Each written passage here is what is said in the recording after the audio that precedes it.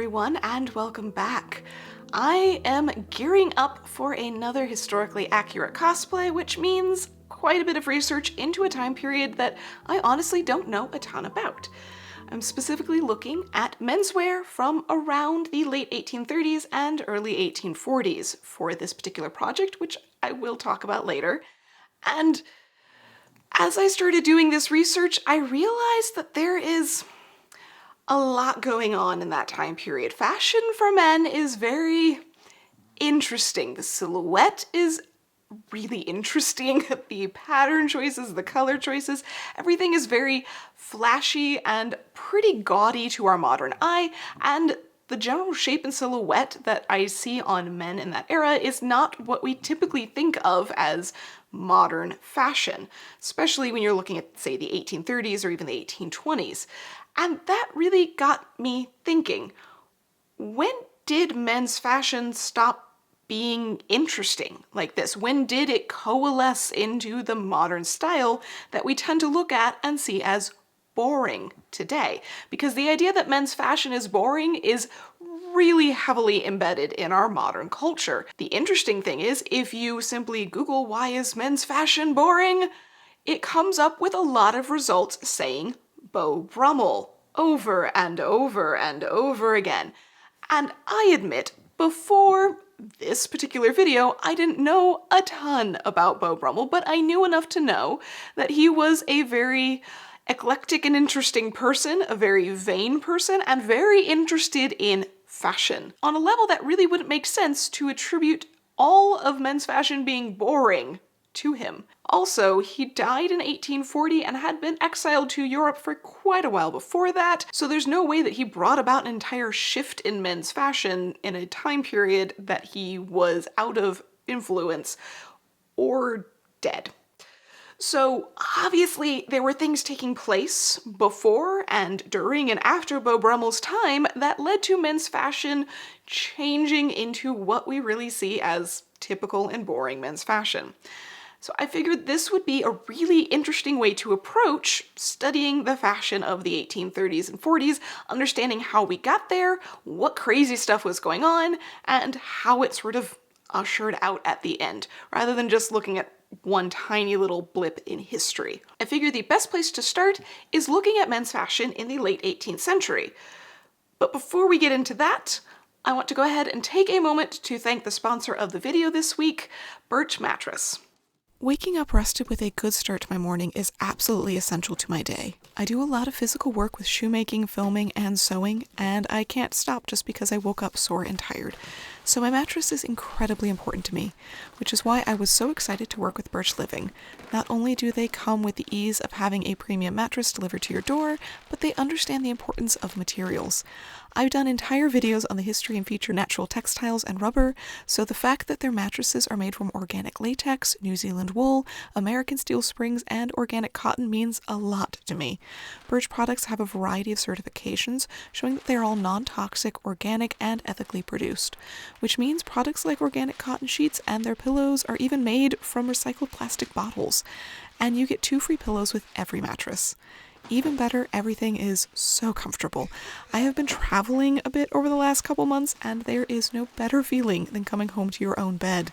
After 2 months with my Birch mattress, it's obvious after a week away just how comfortable it actually is. And you don't have to worry about trying it out. With your Birch mattress, you get a 100-night sleep trial along with a 25-year warranty. So you get more than 3 months to make sure that you love it. And if you don't, they'll pick it up for you and you'll get a full refund. Birch Living also just introduced their new mattress, the Birch Luxe. It's made from organic cashmere, organic New Zealand wool, fair trade cotton, and 100% natural latex. All of this is for a mattress that is specially designed with breathability, cooling, and support in mind, and offers increased airflow and targeted zoned lumbar support. The mattress arrives at your door with free shipping in the US, and it was so incredibly easy to set up, and pretty fun to unroll it and watch it expand.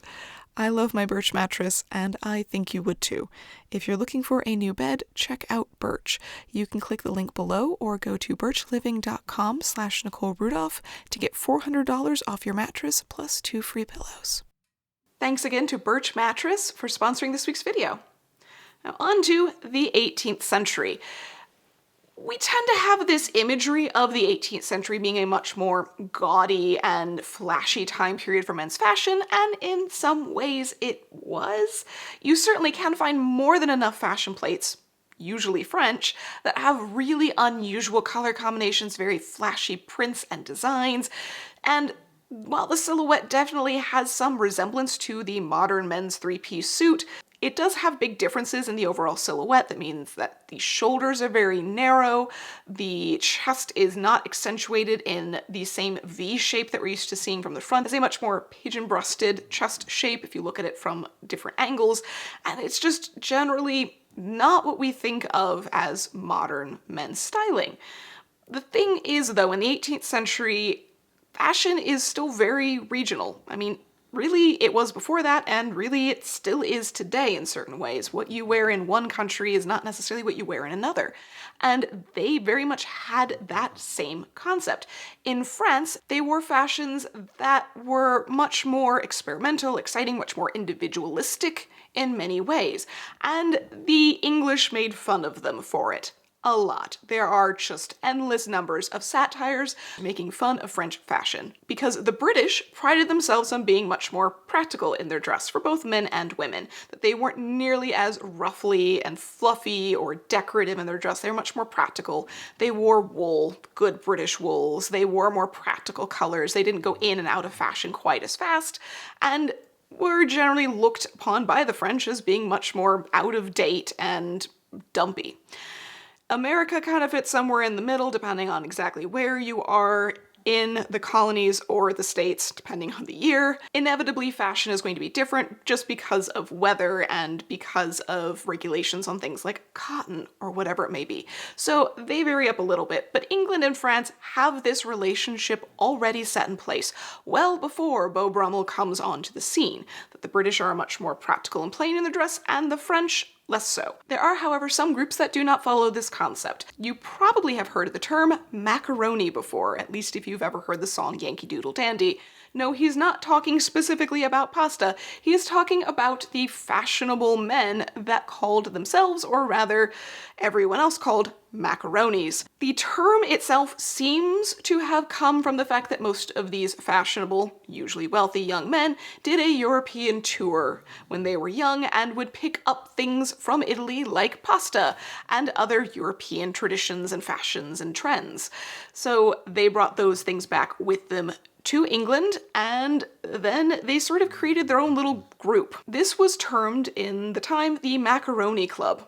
Now, from everything we can find historically, there's not a physical location for this club. It's not an official club. It just seems to be wherever there's a gathering of these sorts of men, it became the Macaroni Club in a sense. And they not only dressed in a much louder and more fashion-forward way, but they had a general lifestyle that went with it. They were prone to gambling and partying and just not really being practical people in any way, shape, or form. So there was a whole lifestyle that went with it. And that was not the only term. That was just a really popular one during the late 18th century. There were also terms like fop, which was definitely used earlier in a similar sense, just someone who is prone to very extreme fashions and just not practical life decisions either. There's also one of my favorite terms, which is puppies. Yes, they actually use that term for that particular set of people, and just every time I come across it, makes me so very happy. But these groups definitely did exist, and they were made fun of. There was a lot of satire about them, and a lot of negative things written about them. So these were outliers to the norm. They were not the standard fashion. Obviously, all of these things start to shift when we reach the end of the 18th century, because fashions that are, say, coming out of France are changing dramatically in the 1790s as we get to the French Revolution and all the subsequent different types of government that they go through. But in general, the more elaborate and fluffy dress kind of goes out of style, because it's not really the safest thing to be wearing. This is where the fabrics become much more practical, the trim goes away, the cut starts to change, and very often starts to resemble more working man's dress. So you're going to see things like trousers and shorter jackets coming into fashion for everyone. Prior to that, that was very much a working clothing. You would see trousers, say, on sailors, but you wouldn't see it on gentlemen. This starts to shift, and even though the British are somewhat resistant to the trendy French fashions, they too pick up things like trousers. And therefore the cut of men's clothing starts to change, to reflect this and balance this out well. Colors and patterns that are commonly chosen also sort of crystallize into a much more practical color range. It's not that the British were doing crazy colors prior to that, it's just that even more so, and you see that reflected in other countries as well. And this point, in the 1790s, is when we are actually introduced to Beau Brummell. In the 1790s, he was in the military and was working directly with the Prince of Wales. He managed to become very popular with the Prince of Wales and find his favor, and worked his way up into society. This is where he started to gain his influence. The interesting thing here is that when you go and look at documentation and records of the time where Beau Brummell was living and actually was influential in England, they talk about him a lot. And I do mean a lot. There's a lot of articles written about him. And they talk more so than anything about the fact that he is a perfect representation of the dandy. So this is the new term. It's not entirely new. It certainly is older than this point in time, but it really picks up popularity at this point for this new particular style of gentleman who has plenty of money to throw at clothing and is quite fashionable. It is less colorful, perhaps, than some of the older styles, such as the Macaroni. However, it is still very, very fashion forward, even if it is emphasizing a very, what we would term today, classic style of dress, meaning that it's not meant to be as flashy and showy, but it is meant to be very well fit, very well made, very well put together, and a great deal of emphasis is placed on the person wearing the garment, actually embodying this. Beau Brummell himself was known to not really credit his tailor at all. He didn't like to do that. He instead gave credit to himself for wearing the clothing properly, for dressing himself properly, for walking down the street carrying himself as a proper gentleman. He was very well known, more so than anything else, for his witticisms, for the fact that he would always have a cutting remark for somebody. So when you see quotes from him making fun of someone for their coat, this is in his nature as the sort of person that he was and was presenting. So it wasn't just about fashion, it was also about the way that he lived his life. That was what made him so popular, was he was funny and surprising and supposedly incredibly intelligent and witty. So that was the influence that he left behind above all. When you read biographies and things that were written about him after he passed away, very often they put that first. When it comes to fashion, they talk about the fact that that was part of his persona, and they do often credit him with really bringing back the cravat and coming up with a whole new way of tying cravats and elevating them to a fashionable standard. So he's very well credited for the cravat. He's less so ever credited for changing fashion. They do say that he embodied the concept that you were supposed to be able to walk down the street, and if you were properly dressed, no one would look at you. If you were wearing something that was out of place, too flashy, too much, and people were looking at you because of that, well, then you are not dressed correctly. So I can see in some ways how that could be twisted to say you should dress in a boring way, but that really was not what he was going for. He had very fashion-forward styles. He just balanced everything in a way that meant that it wasn't going to catch your eye. It wasn't going to distract you. No single part of the outfit stood out to distract and confuse or interest you in that way. It just all worked together in one perfect picture, in one perfect image, and it all started with the person inside of the clothing. So that's all of those things. And to be honest, yes, the idea of what is a dandy is relatively nebulous and confusing because, frankly, it was in the era when dandies were really coming into style, as it were. There were a lot of articles making fun of the fact that no one knew what that meant, especially the further away you got from London, England.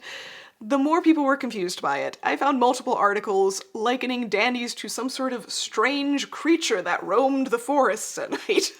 And whatever it was, just something that didn't make sense here. And usually those articles are making fun of themselves a fair amount as well. They're saying that these unfashionable people, such as Mr. Square Toes, which is basically a way of saying somebody who's really dated on their fashion, just don't understand what this is. They don't understand the dandy or whatever it is. And so there's a whole lot of stuff that goes along with that concept of what a dandy is, how they're showing off, how in many ways, like the Macaroni, they are putting themselves together to be admired, to be looked at. But yet, part of the ideal dandy is to not be. To be so perfect in your dress that you are not a distraction. So it's a very interesting concept, and though Beau Brummell did embody dandyism perfectly, he was by no means the only dandy. He didn't create it, and he didn't end it, because by the time we reach 1811, he started to fall out of favor very quickly with the prince, and by 1813, he had left for Europe. He was essentially exiled, in so many words, and really had no more influence over the forward-going motion of men's fashion if he had had prior to that point at all. And men's fashion continued forward without Beau Brummell. It continued to change and shift. New colors and patterns came in, new silhouettes came in. When you look at the 1820s and moving especially into the 1830s, the silhouette is very distinct. There is a definite emphasis on the narrowness of the waist and a curvy nature to these garments, to these silhouettes that we would not necessarily expect from a modern perspective. The trousers were very often pleated and voluminous up at the hips, really accentuating a curvy, what we would usually consider feminine hip today. And in the years where pantaloons were the particular fashion, those were incredibly tight, skin tight, and again, not something that we traditionally think of as part of our standard set of menswear today. The coats had sometimes very voluminous sleeves or sleeve heads, and the shoulders were still relatively narrow. Shoulder pads are not a thing in this era. That is very far off. That is a 1930s thing more than anything else. So the silhouette does not accentuate what we traditionally think of today as masculine features. Add into this the fact that though they were certainly emphasizing the more practical colors of black and dark blue and brown and sometimes darker greens or dark reds, this is not just a matter of more masculine colors. This is a matter of what colors are possible to have dyed, what's more expensive, what's more color fast. A lot of things go into that. So those colors are, yes, particularly popular during this time, but they are often paired with things like very bright and interesting waistcoats. Having a balance of a plain colored coat and a floral or embroidered or printed waistcoat was very typical. In fact, they said if you wore just a plain coat and a plain waistcoat, you'd simply look like you had on one of your under waistcoats and had forgotten to fully dress. So there was an expectation that there were still going to be prints and color and texture in there in some format or another. Now, of note in this era, we also have to talk about the sardarestris. This was printed over 1833 to 1834 and eventually put out as a full book in 1836 by Thomas Carlyle.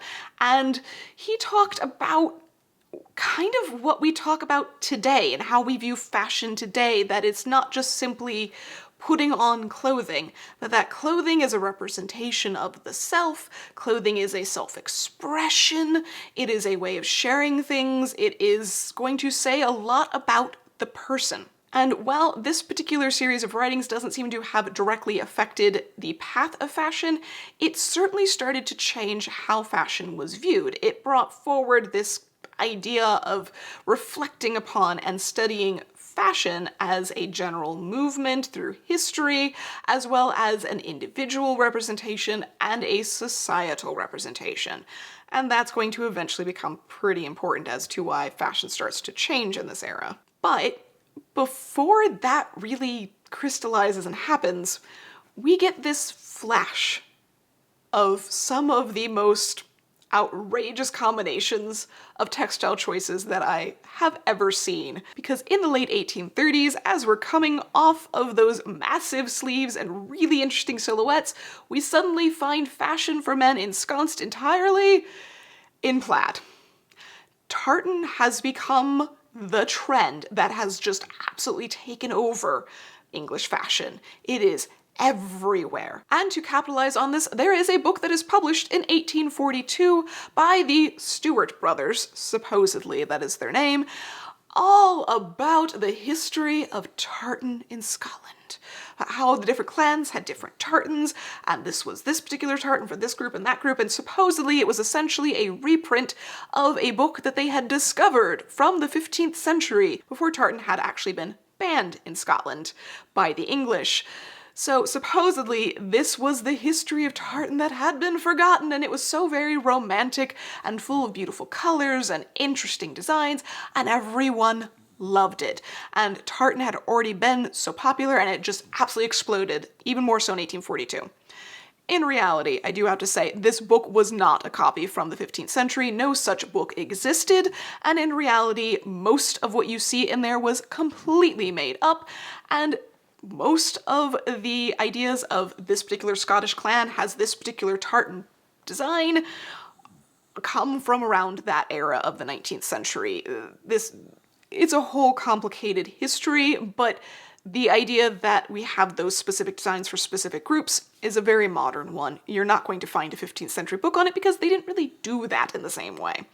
So they definitely capitalized on the trend of tartan, and it spread like wildfire throughout all sorts of fashionable types and just made its way deeply, deeply into everyday men's fashion of this era. So when you start to look at the burgeoning photography that is happening at this time, the portraits and the fashion plates and the original examples that exist, oh, it is a technicolor wonder.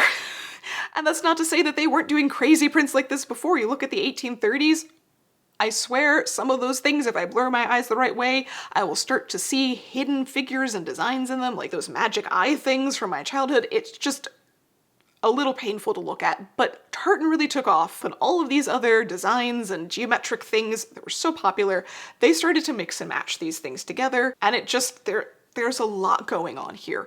Not even talking about the silhouette, just the prints, and just, oh, there's so much color happening, and it's absolutely wonderful, but this is all so far from being boring at this time. The silhouette is still somewhat softer and more feminine than we're used to. The coats that you see are sometimes incredibly voluminous down at the bottom. They look almost petticoat and skirt-like, and it's really not until we start to reach the 1850s that this starts to tone down. And that's when things like the sack coat are introduced, which is, as it sounds, much less shaped than earlier coats. It isn't fitted to the body in the same way, it more fitted to the shoulders and hangs down. Trousers have stopped inflating and deflating in different places and are now no longer incredibly close to the leg or incredibly flared or puffed or shaped. They're just simply straight trousers. And the waistcoats stop being quite so crazy in their prints and quite so crazy in their choices of textiles and embroidery, and it starts to tone down. There are still plenty of discussions about what fashion means and how they feel about it moving forward. They like to talk about how much more practical they are now when they look back at, say, the 17th and 18th centuries and all of the trims and things that men would wear on their clothing then. Oh, we are so much more practical about our clothing now. They still bring up concerns about simple things like people moving away from white shirts to colorful shirts, having prints or designs on their shirts or having them in colors, and how this was something that was more of a working class thing and now the fashionable are doing it, and what does this mean? And white cravats versus black cravats versus printed and colorful or patterned cravats, and oh, the world is coming to an end over and over and over again. So they're still very concerned about changes in fashion occurring. They're still very concerned about what their present day fashion is like, and Yet they're also really seemingly constantly pleased that they are so much better than they used to be, so much more practical than they used to be. Even when today we look back at many of those fashions and go, wow, that is a lot going on. But this brings us to the fact that at some point, it does sort of dull down. The shape goes away, the colors and prints go away, and well, they're certainly not gone altogether, and there are definitely always groups of dandies around. There are always groups that wear more extreme fashions. France is still known for being a different style than England, and it never really changes, but at some point, fashion does start to look more modern for men. It does start to look more plain. The idea that you just need a simple black, navy, or brown suit over and over and over again does crystallize, and we lose the fun fabrics of the waistcoats. We lose the crazy silhouettes and the interesting cuts and shapes. We lose the giant oversized collars and the weird and interesting shapes of hats and the crazy cravats. All of those things fade, and it does kind of slow down in many ways. And the reasoning for this isn't one man. It isn't Beau Brummell that changed everything. And it isn't one particular thing that caused it either. It's the fact that society was changing dramatically in the 19th century. The fact that we were moving into the height of the Industrial Revolution, where mass production over handmade goods was not only affecting the goods, but the people that were making them. Because when you go back to the 18th or early 19th centuries, it's tradespeople. That is the vast majority of people in any country, is people making things. Tailors were always one of the biggest trades. What happens when sewing machines come in and the skill and the training, the years of apprenticeship needed to become a tailor come down to a few days training to operate a sewing machine to repeatedly sew the same seam over and over and over again? It stops being a trained skill and starts just simply being, we need a body in that seat that can take instructions. And this dramatically changes not only the type of clothing that is being produced, but what type of clothing those people need to wear, how much money they are earning, and therefore our entire society. This is when the middle class emerges and really separates massively from the working class. Prior to that, working with your hands meant that you were doing a trade. That was not a bad thing. Now, working with your hands meant that you were working in the industrial sector, and you didn't earn much money, you didn't have access to the same things, a whole different lifestyle started to apply. If you didn't work with your hands, but you still worked, now you were part of that new middle class.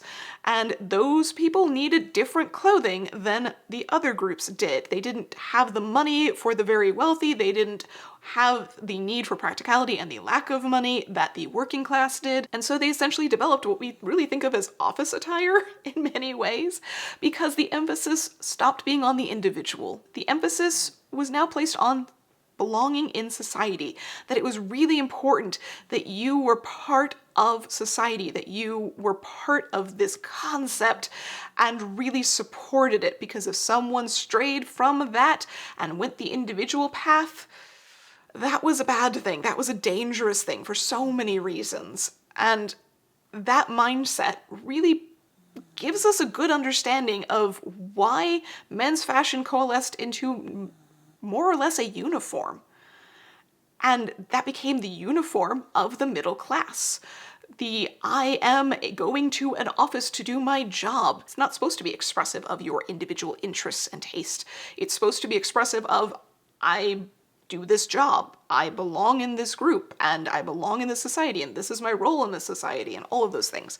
And I know this is an absolutely massive topic, far more than I can fit into this video, far more than I could probably fit into an entire book. There are so many books written on this, but it really is this change in the fact that clothing is now mass produced and needs to cater to more people.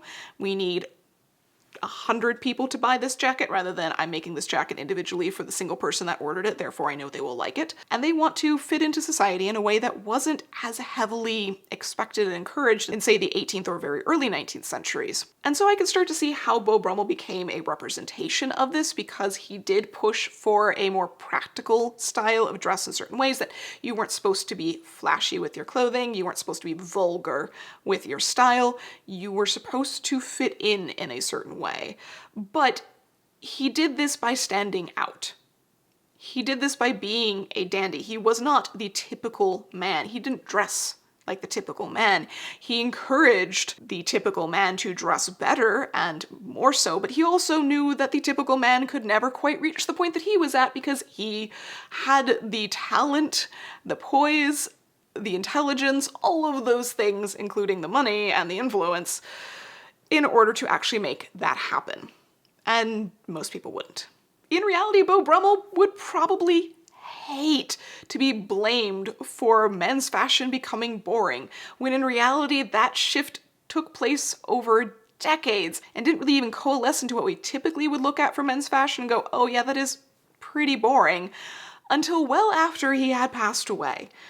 So was it Beau Brummell's fault? I really don't think so. Did he have a part to play in it? Maybe? In reality, he's just a good representation of it. We like to be able to put names on things. We do the same thing in the 20th century with Coco Chanel.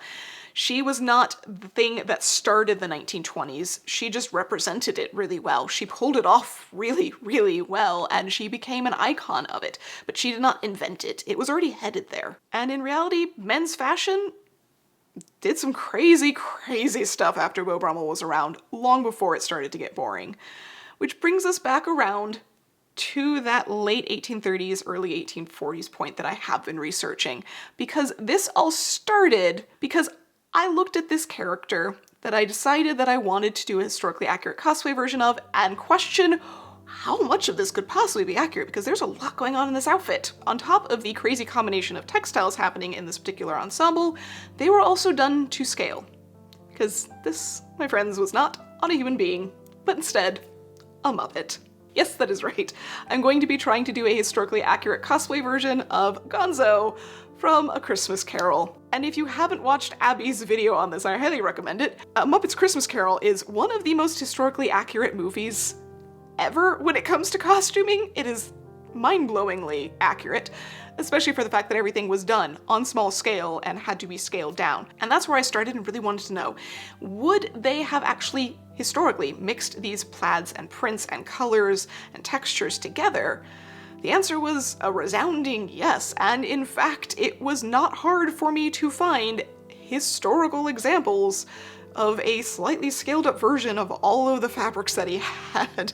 I almost feel like I'm cheating here in certain ways because it's already pretty accurate, but I really want to see this outfit in full scale. I desperately want to see it in full human scale. No, I am not planning on painting my face blue and wearing the nose and going full out with all of that. I just really want to see what this ensemble would look like in full glory, because it's so much fun, and that era is so much fun, and it's one that is terribly underrepresented, especially for men's fashion when it comes to movies and TV series, and even when it comes to people who like to make historical clothing today. It's not a time period that's often represented. So that gives me the great opportunity to talk about lots of crazy things that were going on during that era and around that time, and we can talk about fit and tailoring techniques and all sorts of things that were changing, because this really is a transitional period between the older way of doing things and a very new and very modern way, because every single garment that I have done research on so far seems to be going through a shift over that time period. So this is an amazing era to talk about, and I can't wait to share more of it with you, because this is going to be an absolutely wild ride when it comes to fashion. Not only because of the time period, but also it's the Muppets. And they had beautiful...